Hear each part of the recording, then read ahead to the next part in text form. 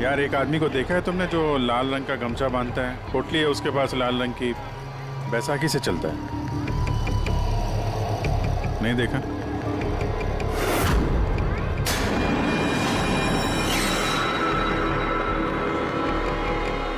अरे सुनना जरा,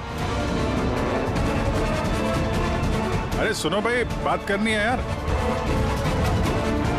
अरे ए, क्या कर रहा है भाई? अरे रुको यार।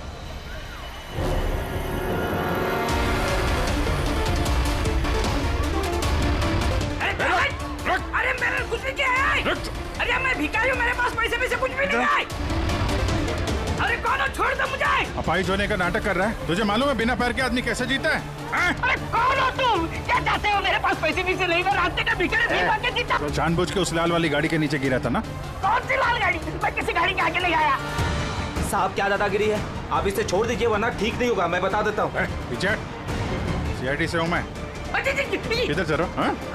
शराफत से बता दे, वरना मैं अपने पे आ गया तो बहुत भारी पड़ेगा। नहीं साहब, आप पक्का सीआईडी से तो बताता हूँ। वो एक आदमी ने मुझे पैसा दिया था ये सब करने के लिए, और उसने कहा था कि जैसे ही लाल गाड़ी आती है तुम उसके आगे गिर जाना, तो मैं गिर गया साहब। तुझे पता कैसे चला कि लाल गाड़ी कब आएगी? वो छत पे एक आदमी खड़ा रह के इशारा करने वाला था, जैसे उसने इशारा करना मैं गाड़ी के आगे गिरना, ऐसा हमारा प्लान था साहब। तुझे मालूम है एक औरत का खून हो गया तेरे इस प्लान के चक्कर में? साहब मुझे माफ कर दो, मैं रास्ते का भिखारी हूँ, देखो मेरी हालत कैसी है साहब, मुझे छोड़ दो। चल ये बता, वो आदमी कैसा था दिखने में? नहीं वो साहब मोटरसाइकिल पे आया था, हेलमेट पहने हुआ था, तो चेहरा दिखाई नहीं दिया। अरे यार कुछ तो देखा होगा, कुछ सुना होगा तूने? उसका फोन आया था, सामने वाले ने कहा था कि जल्दी जल्दी मिलने आओ, तो हाँ, तो उसने कहा था कि मैं पहुँचता हूँ। कहाँ पहुँचने का बोला था, कुछ याद है? कुछ सुना तूने? हाँ याद आया, भांडुप मिल। हाँ भांडुप मिल।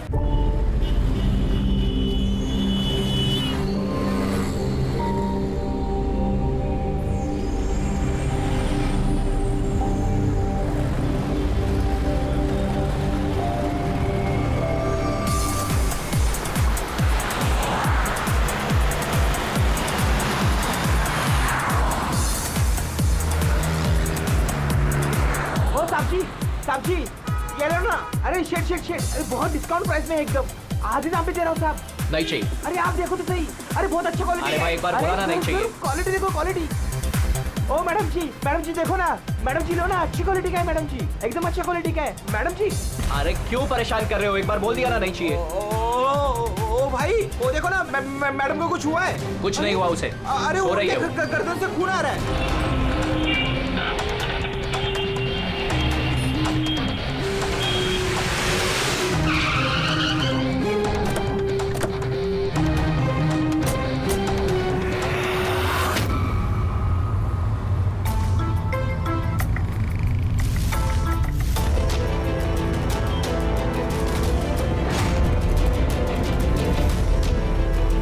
काफी खून बह चुका है, लगता है गोली काफी देर पहले चली थी।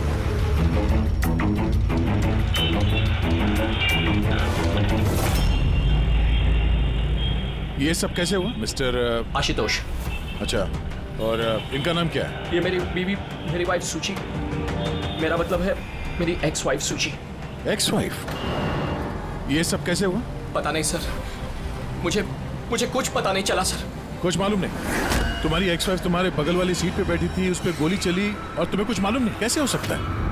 मेरा आशु कभी झूठ नहीं बोलता। अगर वो कह रहा है कि उसे पता नहीं चला, तो आई एम श्योर उसे पता नहीं चला होगा। आप? जी, मैं मेहिका, इनकी प्रेजेंट वाइफ।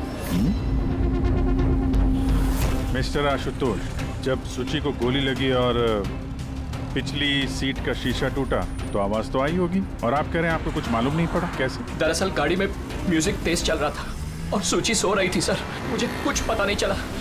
वो बंदा कुछ सामान बेचने आया, उसने जब मुझे बताया तब मुझे पता चला कि सूची। गाड़ी में म्यूजिक चल रहा था और सूची सो रही थी। कमाल है, अक्सर लोगों की नींद जरा से आहट से खुल जाती है, और इतने लाउड म्यूजिक में सूची सो रही थी। सर, आपकी बात से पता चल रहा है कि आप मुझ पर शक कर रहे हैं। सर, मैं ऐसा क्यों करूंगा? सूची और मेरा डिवोर्स जरूर हुआ था, लेकिन हम बहुत अच्छे दोस्त थे, हमारे अच्छे ताल्लुकात थे। अब दिनेश से पूछ लीजिए प्लीज। दिनेश, सर मैं सूची का भाई आशुतोष सही कह रहे हैं सर। तलाक के बाद भी आशुतोष और सूची में बहुत अच्छे ताल्लुकात थे, कभी कोई मनमुटाव नहीं था। अच्छा, तो आप लोग जा कहाँ रहे थे? हमारी बेटी रूही की बोर्डिंग स्कूल से लौट रहे थे। तो ये शुचि कार में बैठते ही सो गई या बाद में? सर दरअसल हमारे बीच में बहस हो रही थी। आशुतोष, रूही का स्कूल बहुत अच्छा है, हमें उसे उस स्कूल से नहीं निकालना चाहिए। सूची, ये स्कूल बहुत ही महंगा है, मैं इसकी फीस अफोर्ड नहीं कर सकता हूँ। लेकिन मैं कर सकती हूँ और मैं अपनी बेटी की एजुकेशन में कोई कॉम्प्रोमाइज नहीं करने सूची, वाली। मैं तुमसे पैसे नहीं ले सकता। क्यों? ओह, तुम्हारा मेल ईगो आगे आ जाता है ना कि मैं तुमसे ज्यादा कमाती हूँ। जानते हो, हमारे डिवोर्स की भी यही वजह थी। एक औरत एक आदमी से ज्यादा कामयाब कामयाबी कैसे हो रिश्तों में सकती होनी है? चाहिए, पति पत्नी में नहीं। मुझे तुमसे कोई बहस नहीं करनी है और ना ही इस बारे में कोई और बात करनी है। रूही इसी स्कूल में रहेगी। उसके बाद हमारे बीच में कोई बात नहीं हुई, मुझे लगा कि वो सो गई है। अच्छा, ये जब झगड़ा हो रहा था तो गाड़ी कहाँ पे थी, किस इलाके में? सर लिंक रोड के सिग्नल पे, केपी थिएटर के पास। और फिर उसके बाद कौन सा रास्ता लिया आप लोगों ने? सर वहां से फिर मैंने लेफ्ट लिया पानी फ्लाईओवर की तरफ। और सीधा यहाँ पे आ गए? जी सर। यानी करीब 2 किलोमीटर तक ये गाड़ी चली। तो इस 2 किलोमीटर के बीच में ही कहीं पे गोली चली है सूची? पंकज, एक काम करो, केपी थिएटर से लेके यहाँ से इधर 2 किलोमीटर दूर तक चेक कर लो, कहीं पे कोई सबूत वगैरह मिलता है क्या? मतलब कांच वगैरह का टुकड़ा टूटा होगा, वो देख लेना। और पैदल जाना। 2 किलोमीटर सर? पैदल चलो। गोली बड़ी अजीब एंगल से लगी है, ये नीचे है, गोली ऊपर से नीचे की तरफ आई है।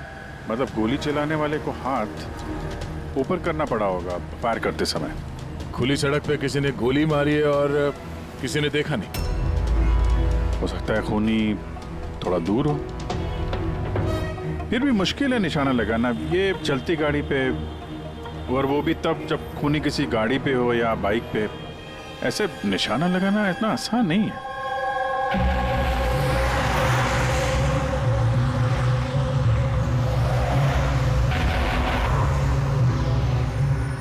रास्ते में कहीं पे गाड़ी रोकी थी तुमने? सिग्नल पे रोकी थी सर, बस और कहीं नहीं। अगर सिग्नल पे किसी ने गोली चलाई हो या फिर कहीं और से भी गोली चलाई हो तो वो निशाना लगाने के लिए वक्त तो लगेगा। तो किसी ने गोली मारते हुए किसी को देखा कैसे नहीं? हेलो, हाँ सर, ठीक है सर, हम लोग पहुंच रहे हैं। क्या हुआ? एसीपी साहब का फोन था, एक और लाश मिली है कामरे ब्रिज के नीचे।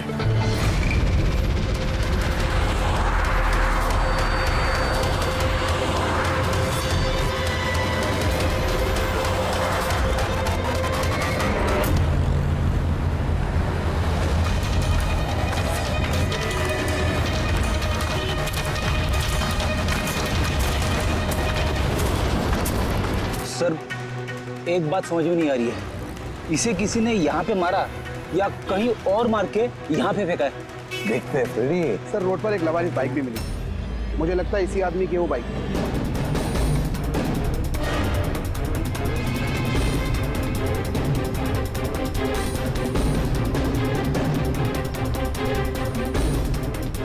Skid mark.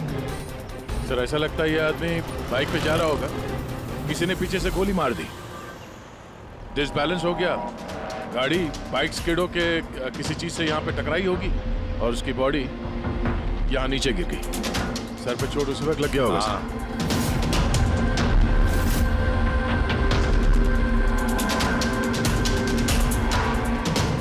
सर समझ में नहीं आ रहा ये आदमी कौन है, इसका कोई आइडेंटिफिकेशन नहीं है।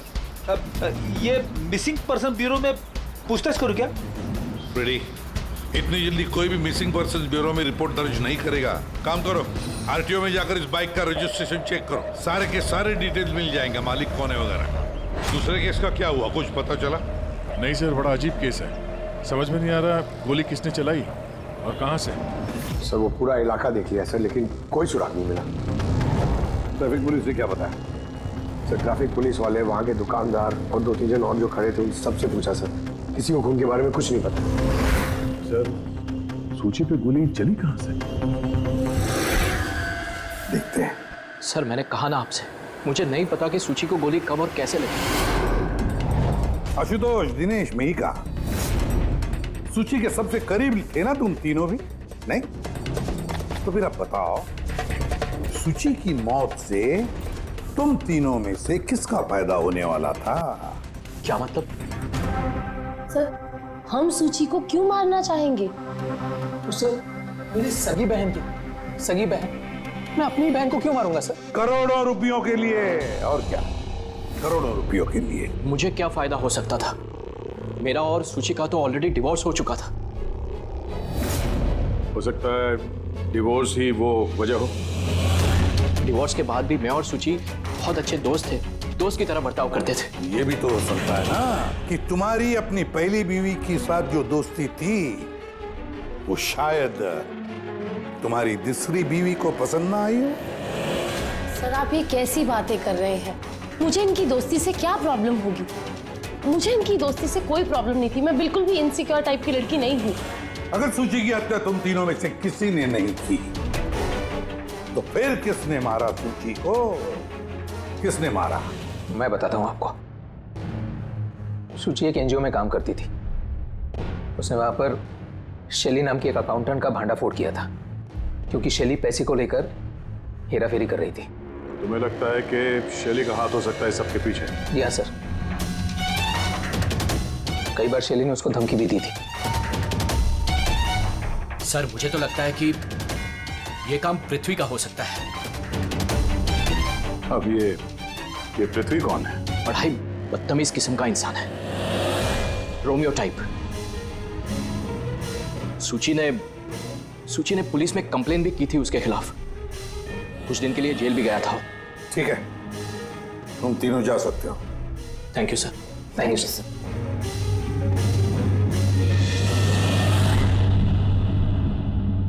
सर ये तीनों गड़बड़ लग रहे हैं। इन तीनों पर कड़ी नजर रखो। होता तो शैली और पृथ्वी दोनों को ब्यूरो बुला लेते हैं। सर आरटीओ से बाइक के मालिक का पता चल गया। सर पृथ्वी और शैली का फोन अनरीचेबल आ रहा है, तो मैंने फ्रेडी से कहा है उनकी मोबाइल फोन को ट्रेस करने के लिए। ये तो हमारा डिलीवरी बॉय विवेक है। सर हमारी बाइक ज्यादातर यही चलाता था। सर इससे किसने मार दिया? वही पता करने की कोशिश कर रहे हैं। अच्छा, इस विवेक की किसी के साथ कोई दुश्मनी थी क्या? नहीं सर, ये तो बहुत ही सीधा साधा शरीफ लड़का था।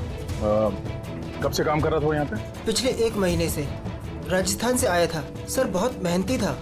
सर ये तो यहाँ शहर में किसी को जानता भी नहीं था। ये कहाँ जा रहा था डिलीवरी करने? कहीं नहीं सर। सर छुट्टी थी आज उसकी, इसलिए मेरी बाइक लेकर घूमने के लिए गया था। अच्छा, उसका घर का एड्रेस दे सकते हैं जरा? सर उसका घर का एड्रेस नहीं है, वो यहीं शॉप में सोता था। उसका सामान वगैरह कुछ? सर ये उसका एक बक्सा है। ये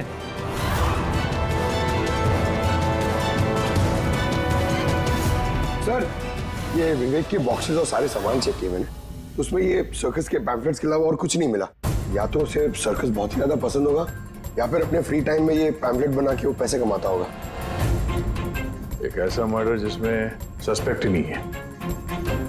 आखिर से विवेक जैसे गरीब आदमी को मार के किसी को क्या फायदा हो सकता है? वही तो फिर ये सूची का दूसरा मर्डर जिसमें कई लोगों पर हमें शक है, उनमें से कोई भी गाड़ी के पास जाकर के गोली चला सकता था सूची पर? नहीं बस, आई एम सॉरी बट मैं तुम्हारी बात से सहमत नहीं। कौन सी बात से? यही कि किसी ने इसे पास से गोली मारी। क्या मतलब? सब मतलब ये यार ये तो राइफल की गोली है। गोली राइफल से चली है तो काफी दूर से चली होगी। हाँ बिल्कुल, दूर से भी और बहुत ऊंचाई से भी। हाँ मैं बताता हूँ। ये देखो बॉस, 50 डिग्री एंगल से सूची को गोली लगी है। गोली यहाँ से आई, उसने कार की खिड़की का शीशा तोड़ा और उसकी गर्दन में आकर के लगी। ये गोली जिस एंगल से आई है सर, कितनी दूर से चली होगी गोली सर? लगभग 70 फीट की ऊंचाई से। किसी बिल्डिंग से गोली चलाई है। स्नाइपर तैयार बैठा था बिल्डिंग के ऊपर गोली चलाने के लिए। काम करो, जरा इस एरिया का मैप निकालो। तो गोली गाड़ी के बाएं तरफ से आई थी। और बाई तरफ तकरीबन बहुत सारे ये बिल्डिंग्स और हाई राइज टावर्स है सर। तो जिस जगह पे उन दोनों का झगड़ा हुआ वहां से लेके सूची की लाश जहां पे मिली उसके बीच में तकरीबन 15 से 20 टावर्स है। इन्हीं में से किसी एक बिल्डिंग से गोली चली होगी।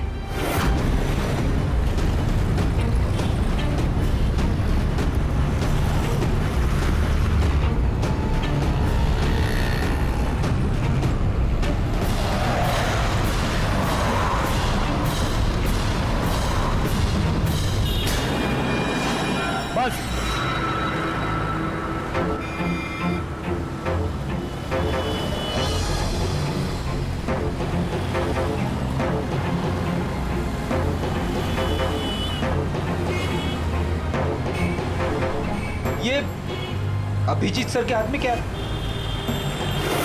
मार्क है फ्रेडी, ठीक उसी हाइट पे जिस हाइट पे सूची पे गोली लगी थी। और मेरे हाथ में ये डिजिटल डिस्टेंस रीडर है। इससे ये लेजर लाइट उस मार्क पे अगर ठीक जाता है तो इसका मतलब है कि गोली यहाँ इसी बिल्डिंग से चली है। थोड़ा कॉम्प्लिकेटेड है। ठीक है, ये अभी करके देखते हैं। हाँ दया, मैं तैयार हूँ। ओके अभिजीत, थोड़ा राइट में आना, राइट में। हाँ हल्का, थोड़ा लेफ्ट, बस बस बस, थोड़ा पीछे, थोड़ा पीछे। ये देखा, ये लेजर ठीक उस मार्क पे हिट नहीं कर रहा, लग नहीं रहा है वहां पे। गोली ऐसे नहीं चली सर। एग्जैक्टली। अरे ये स्नाइपर के पास ज्यादा वक्त थोड़ी ना होगा निशाना इधर उधर करने के लिए जब उसने सूची पे गोली चलाई। एक काम करते हैं, किसी और बिल्डिंग में देखते हैं। ठीक है, चलो।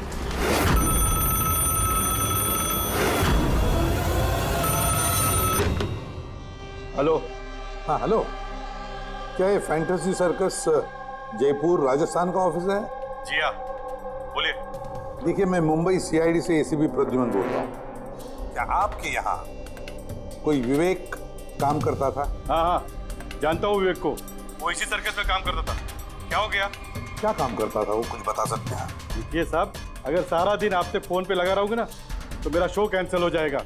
मैं आपकी बात अपने मालिक को बोलता हूँ, वो आपको कॉल करेंगे, समझे? हेलो।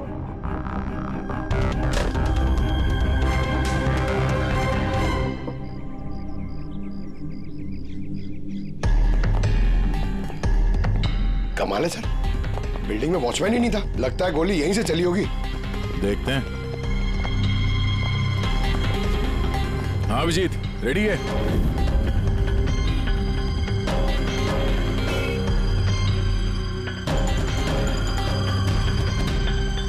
नहीं अभिजीत, यहां से निशाना कुछ ठीक से लग नहीं रहा। थोड़ा राइट में आना, राइट में, और थोड़ा। हाँ परफेक्ट परफेक्ट, यहां पे लग गया निशाना। इसका मतलब शुचि यहाँ पे थी जब उसको गोली लगी। पंकज, फ्रेडी, जरा देखो आसपास, उस स्नाइपर ने कोई सुराग छोड़ा है क्या? लेकिन यार दया, यहाँ पे कोई स्पीड ब्रेकर तो है नहीं। ऐसा कौन सा स्नाइपर था जो वहाँ बिल्डिंग पे बैठ के इतनी तेज चलती हुई गाड़ी पे ऐसा निशाना लगाए जो शुचि की गर्दन पे जाके लगे? हाँ ये बात तो है।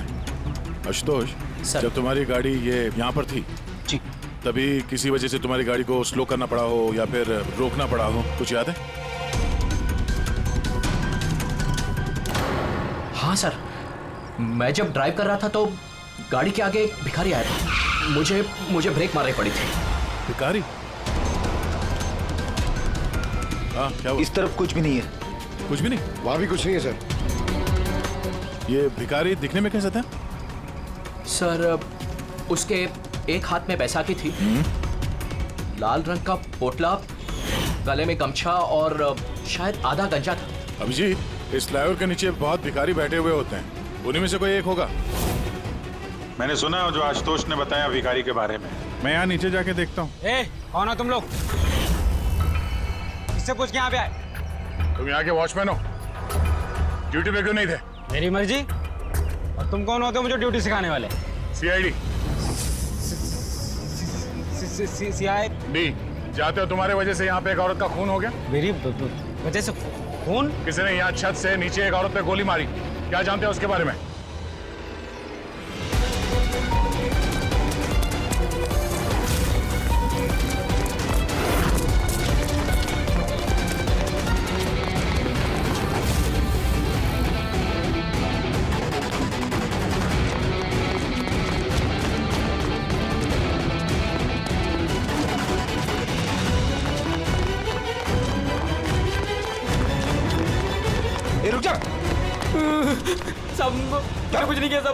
साहब मैंने कुछ नहीं किया साहब, साहब मुझे छोड़ दो। कुछ नहीं किया तो भागा क्यों?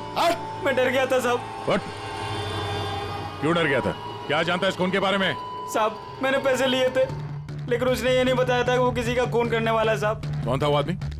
पहले कभी देखा नहीं साहब। उसने बोला कि वो बिल्डिंग के छत पे अपनी गर्लफ्रेंड को प्रपोज करने वाला है साहब। उसने 2 घंटे को 15,000 रुपए दिए थे साहब। मैंने तो इतने 1 महीने में भी नहीं कमाए साहब। उसने हेलमेट पहन रखा था और चश्मा लगाया हुआ था।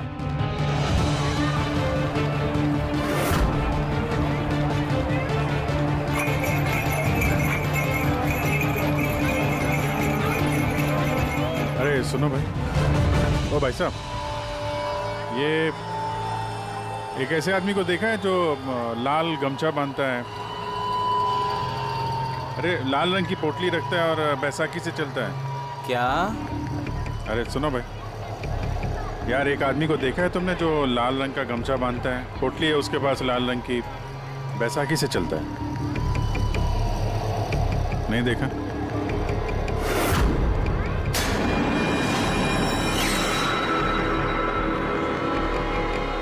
अरे सुनना जरा, अरे सुनो भाई, बात करनी है यार। अरे ए, क्या कर रहा है भाई? अरे रुको यार।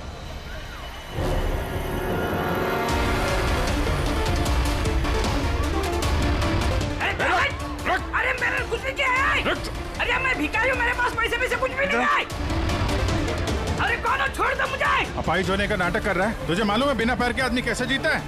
अरे कौन हो तुम? क्या चाहते हो? मेरे पास पैसे नहीं, मैं रास्ते का भिखारी नहीं बन के जीता। तो जानबूझ के उस लाल वाली गाड़ी के नीचे गिरा था ना?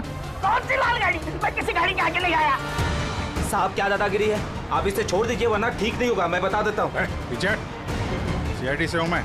किधर जरा?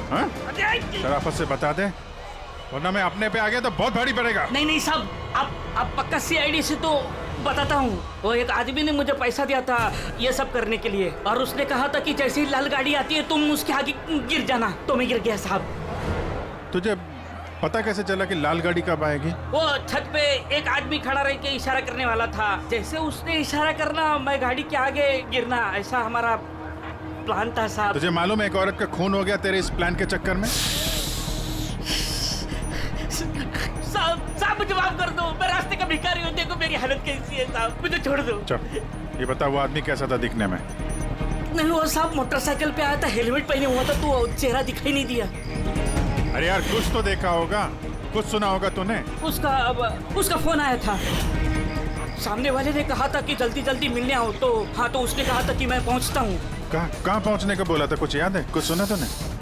हाँ याद आया, भांडुप मिल। हाँ भांडुप मिल। अच्छा ठीक है वापस आ जाओ, मैं सर को इन्फॉर्म करता हूँ। Okay sir. हाँ अभिजीत भांडुप मिल से वापस आ रहा है। उसका कहना है कि मिल एकदम सुनसान पड़ा है, कोई सुराग हाथ नहीं लगा उसके। खूनी तो वहीं पे भाग कर गया होगा, हो सकता है अभिजीत पहुंचने से पहले वो वहां से गायब हो गया। पंकज।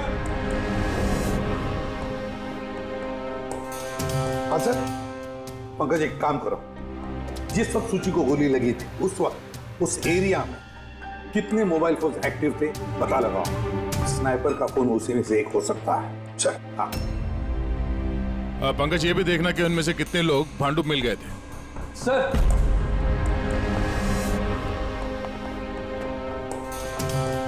सर ये शैली है, NGO अकाउंटेंट। सूची एक NGO में काम करती थी। उसने वहां पर शैली नाम की एक अकाउंटेंट का भांडाफोड़ किया था। और ये पृथ्वी है जिनके खिलाफ सूची ने रिपोर्ट लिखवाई थी। सूची ने पुलिस में कंप्लेन भी की थी उसके खिलाफ। कुछ दिन के लिए जेल भी गया था। आपने सोच भी कैसे लिया कि सूची के खून में मेरा हाथ हो सकता है? हाँ सर, मैंने भी ऐसा कुछ नहीं किया। मैंने किसी का मर्डर नहीं किया सर। शैली, तुम्हारी नौकरी चली गई थी सूची के वजह से, और उसके बाद से तुम्हें अभी तक कोई नौकरी मिली नहीं। उधार के पैसे ले लेके घर का खर्चा चला रही हो तुम। हाँ?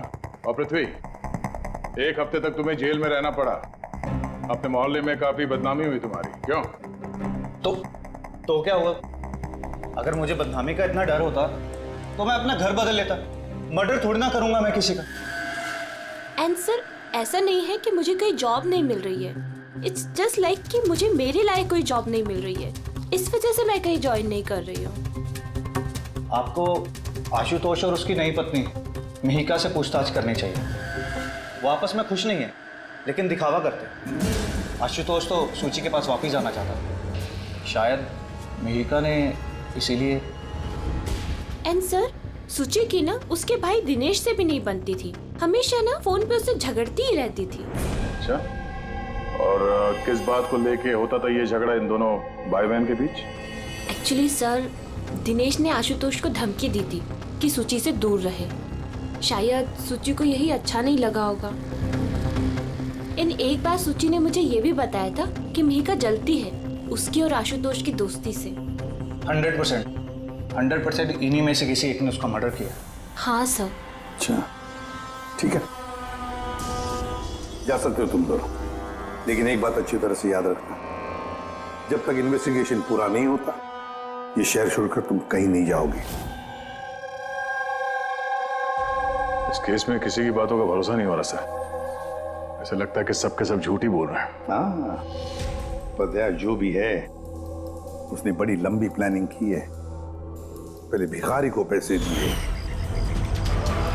फिर वॉचमैन को हायर किया, फिर स्नाइपर को हायर किया, और सही वक्त मिलते ही सूची को उड़ा दिया। सर। हाँ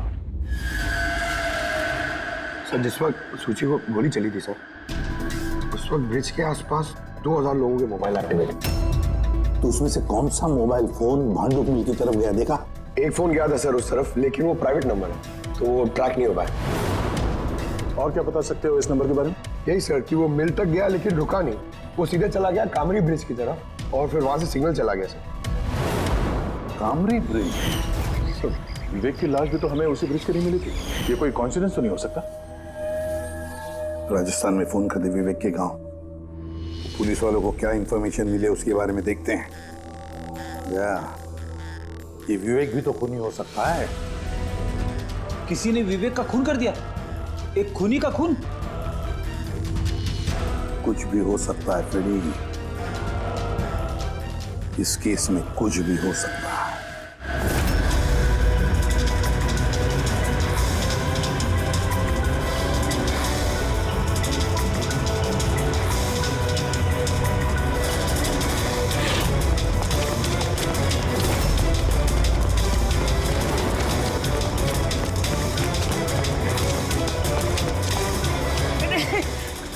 अबे बार बार भागता क्यों है? हैं?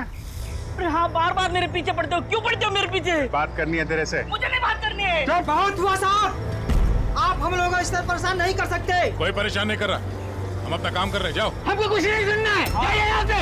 अरे एक आदमी का खून हो गया, समझ में नहीं आता? हाँ तो क्या हम लोगों ने खून किया है? हाँ, हम लोग गरीब लोग हैं, भीख मांग के खाते हैं, तो उसका मतलब हम पे इल्जाम डाल देंगे आप लोग? हाँ देखो ना।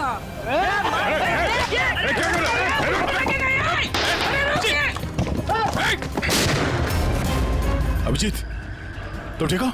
थोड़ा सा। ओह नो, पत्थर लग गया है। क्या किया तुम लोगों ने? हाँ? ये देख, इसने पैसे दिए थे तुम्हें? इसका भी खून हो गया? हाँ मर गया ये, ध्यान से देख। क्या ये वही आदमी है जिसने तुझे बोला था कार के आगे गिरने के लिए? जरा जूम करो।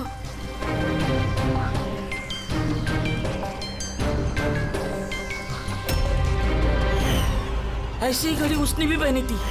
शायद जिसने पैसे दिए होंगे इस आदमी को, उसी ने सबूत मिटाने के लिए इसे भी मार दिया। हाँ पंकज। हाँ अच्छा, ओह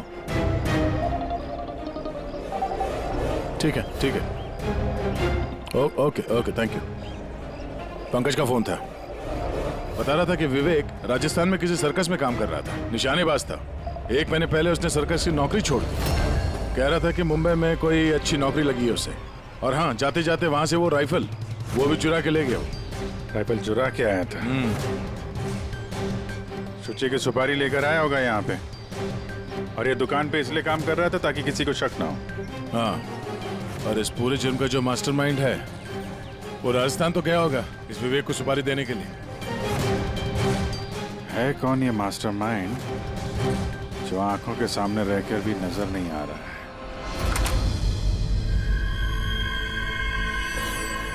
अरे मिस्टर आशु। सर आप लोग यहाँ? मिस्टर आशु, उस आदमी का पता चल गया है जिसने शुचि पे गोली चलाई थी। वाह, दैट्स अ ग्रेट न्यूज़। आपने पकड़ लिया उसे? विवेक नाम है उसका। आप लोग किसी विवेक को जानते हो? नहीं तो। कमाल है, आप किसी विवेक को नहीं जानते हो मगर 15 बार कॉल किया आपने अपने मोबाइल से। क्या? सर मैं जब किसी विवेक को जानता ही नहीं हूँ तो मैं उसे फोन क्यों करूँगा? सिर्फ इतना ही नहीं, उससे मिलने तुम राजस्थान भी गए थे। सर्कस में उसकी गोली चलाने की कला तुम्हें इतनी पसंद आ गई थी कि सूची को मारने का कॉन्ट्रैक्ट भी दे दिया उसे। क्यों? एक मिनट सर, एक मिनट। ये बात सच है कि मैं बिजनेस ट्रिप के लिए राजस्थान गया था, लेकिन मैं कोई सर्कस में नहीं गया था। और मैं जब कोई विवेक को जानता ही नहीं हूँ तो मैं उसे फोन क्यों करूँगा? तो क्या ये तुम्हारे फोन रिकॉर्ड झूठ बोल रहे हैं? सर ये हो सकता है कि मेरे फोन से किसी और ने फोन किया हो मेरी गैर मौजूदगी में। अच्छा, तो आप अपना फोन ऐसे ही लापरवाही से इधर उधर छोड़ देते हैं क्या? नहीं सर।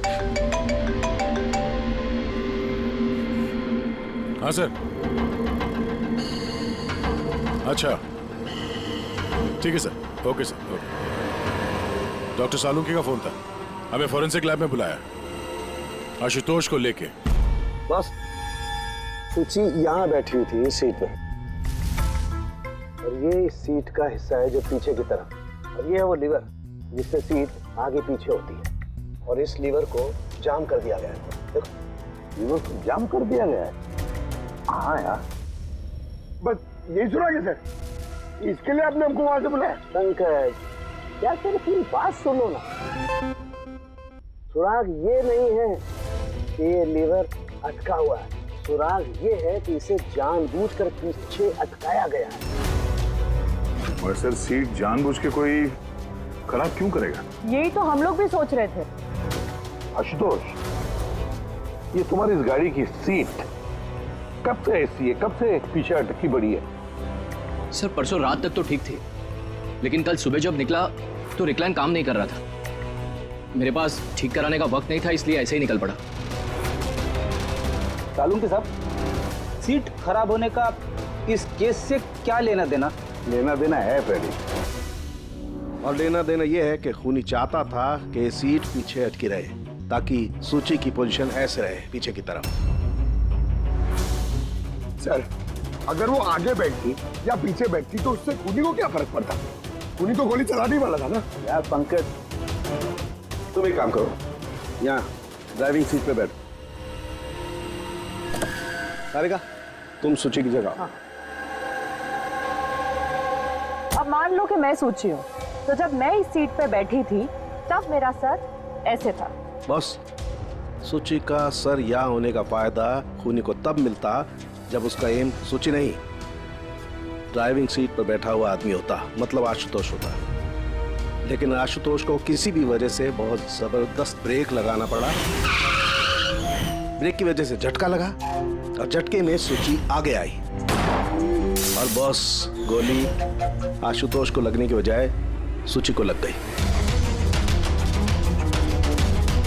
सर इसका मतलब आशुतोष खूनी नहीं है, बल्कि कोई उसका खून करना चाहता है।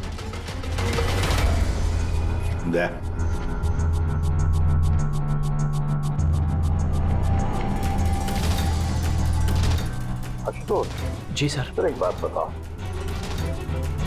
तुम्हारा कोई दुश्मन है? कोई ऐसा दुश्मन जो तुम्हारी जान लेना चाहता है? याद करके बताओ, सोचो। नहीं सर, मेरी किसी से कोई दुश्मनी नहीं है। नहीं कैसे आशुतोष, कोई तो होना चाहिए जिसने उतनी प्लानिंग की है तुम्हारी जान लेने की, सीट को भी जाम कर दिया। नहीं सर, ये हो ही नहीं सकता, क्योंकि ये गाड़ी की एक ही चाबी है और वो चाबी हमेशा मेरे पास ही रहती है। मुझे तो खुद समझ में नहीं आता सर कि ये सब क्या हो रहा है। कोई बात नहीं आशुतोष, वो जो कोई भी है हम पता करने की कोशिश करेंगे कि कौन है वो जो तुम्हें मारना चाहता है। ठीक है, चलो चलते हैं, आ जाओ। जी सर। सर हमने आशुतोष को जाने क्यों दिया? अगर खूनी ने फिर से हमला कर दिया तो? देखते रहना पंकज, अब हम आशुतोष की हर मूवमेंट को ट्रैक करेंगे, हर बात हमें सुनाई पड़ेगी। सर वो किसे? दया ने ट्रांसमीटर बग जो लगाया है।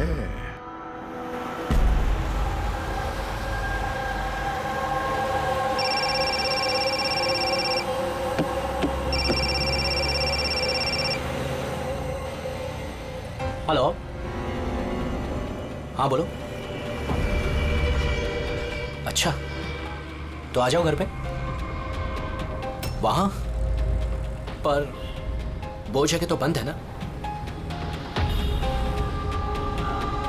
ठीक है, आता हूं।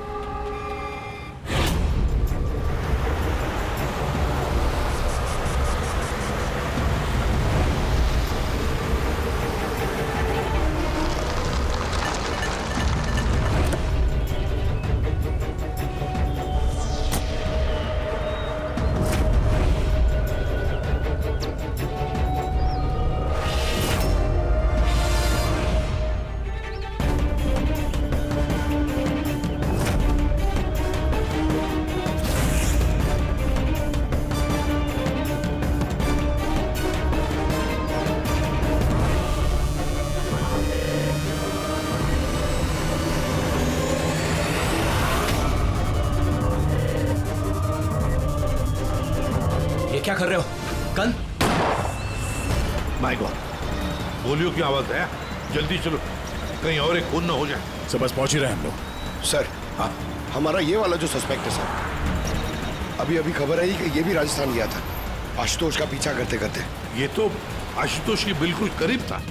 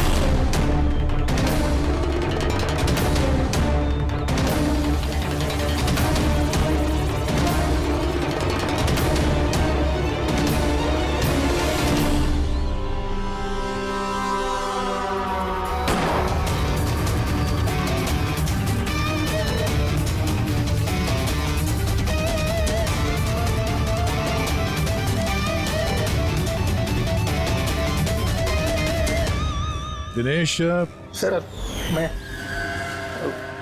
सूची का भाई। मर गया सर। मैंने कुछ नहीं किया सर, ये मुझे मारना चाहता था सर, ये मारना चाहता था मुझे। क्यों मारना चाहता था ये तुम्हें? सर इसे लग रहा था कि इसकी बहन की बर्बादी का जिम्मेदार मैं हूँ। शादी के बाद सूची डिप्रेशन में चली गई थी और उसने अपने आप को मारने की भी कोशिश की, और ये सब मैं नहीं जानता था सर, बिल्कुल नहीं जानता था। जाने अनजाने में इन दोनों की मौत का जिम्मेदार मैं बना हूं तो जाने अनजाने। पंकज, इसे जरा छांव में बिठा दो, मेरी फोरेंसिक लैब भेज दो।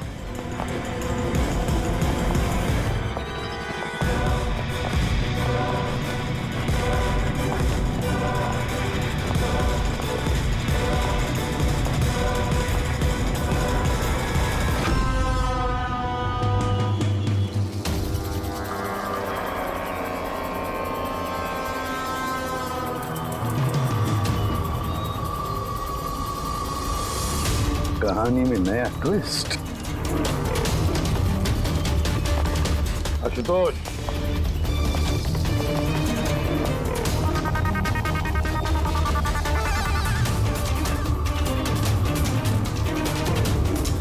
जानते हो क्या है ये?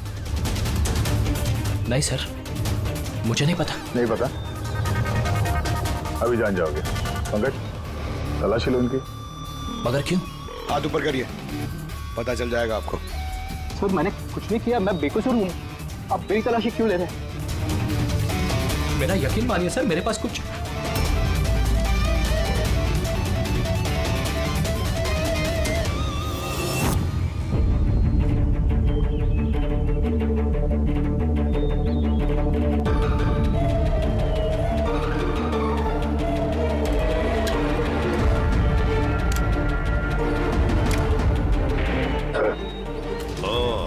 Rubber bullets?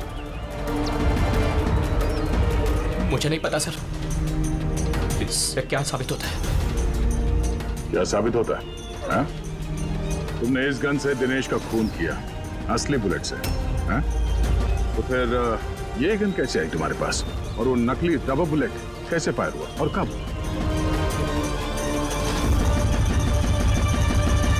सब प्लान मैंने किया था sir, A to Z plan मेरा था। सूची की मौत, दिनेश की मौत, और वो प्लान भी यही था कि आप लोगों को यही लगे कि सूची की मौत गलती से हुई थी, बल्कि असली टारगेट मैं था, और आप लोगों का शक दिनेश पर जाए। लेकिन सारा प्लान मिट्टी में मिल गया, सब कुछ मिट्टी में मिल गया। क्यों मारा तुमने सूची को? क्या मिला तुम्हें सूची को मारकर? सूची मेरी बेटी रूही को लेकर हमेशा हमेशा के लिए देश छोड़कर जा रही थी सर, और ये बात उसने मुझसे छिपाई थी। आप ही बताइए सर, अपनी इकलौती बेटी को खुद से दूर कैसे करने देता? और इसलिए तुमने विवेक को, उस शार्प शूटर को पैसे दिए अपनी बीवी सूची की जान लेने के लिए, और जैसे उसने काम खत्म कर दिया तुमने उसे भी मार डाला। तुमने दिनेश को ऐसा क्या कहा कि वो तुम्हें मारने के लिए यहाँ पर आ गया? मैंने मिहिका को दिनेश के पास भेजा था। क्या? हाँ दिनेश, मुझे अभी पता चला कि आशुतोष ही तुम्हारी बहन की मौत का जिम्मेदार है, और वो तुम्हें भी मारना चाहता है। नहीं नहीं, मैं उसे छोड़ूंगा। दिनेश, पागल हो गए हो क्या? खून करोगे तुम? उसने मेरी बहन को मारा, मेरी सगी बहन को। एक पत्नी को, मेरी बहन को मारते हुए उसे कुछ नहीं लगा। नहीं, कुछ भी हो जाए मैं उसे छोड़ नहीं सकता, मैं उसे नहीं छोड़ सकता। मेरी बात तो सुनो। और मौका मिलते ही उसकी गन बदल दी। जो गोलियां दिनेश तुम पर चला रहा था वो नकली थी? हाँ, लड़ाई के दौरान मैंने गन बदल दी थी, ताकि आप लोगों को लगे कि आत्मरक्षा के लिए मैंने दिनेश को मारा है, और आप लोगों के सामने मैं बेगुनाह दिखूं। क्या छोड़ा तुमने अपनी बच्ची के लिए? ना मां ना बाप। उसी बच्ची को पाने के लिए तुमने उसी की मां को मार डाला, और फिर इस जुर्म में तुम भी जिंदगी भर जेल की सलाखों के पीछे सड़ते रहोगे। बताओ आशुतोष, क्या मिला तुम्हें अपनी बच्ची को इस तरह से अनाथ करके? क्या मिला?